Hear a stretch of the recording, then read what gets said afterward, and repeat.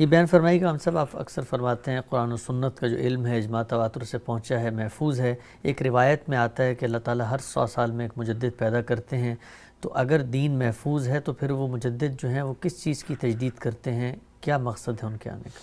یہ دین تو محفوظ ہے، اس میں کوئی شبہ ہی نہیں ہے۔ اللہ کی کتاب ہمارے پاس موجود ہے، پیغمبر کی سنت ہے، لیکن اس کو سمجھنے میں غلطیاں بھی ہوتی ہیں، بدعتیں بھی در آتی ہیں۔ بہت سے اہل علم لوگوں کی غلط رہنمائی بھی کر ڈالتے ہیں، تو اس لیے ہر وقت ایسے لوگ ہونے چاہیے کہ جو لوگوں کو صحیح بات بتائیں، جہاں غلطی ہو گئی ہے اس پر توجہ دلائیں۔ اگر کوئی بدعت دین میں در آئی ہے تو اس کے بارے میں لوگوں کو متنبہ کریں، تو یہ ہوتے رہنا چاہیے۔ اور اس میں یہ نہیں ہے کہ کسی خاص شخص کو آپ تلاش کریں، وہاں من یجدد لہا کے الفاظ ہیں، اور من عربی زبان میں جس طرح واحد کے لیے آتا ہے اسی طرح جمع کے لیے بھی آتا ہے۔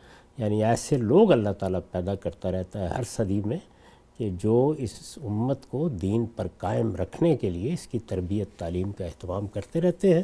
یہ ہم ویسے بھی تاریخی طور پر دیکھتے ہیں کہ ہماری امت میں بڑے جلیل القدر لوگ پیدا ہوتے رہتے ہیں۔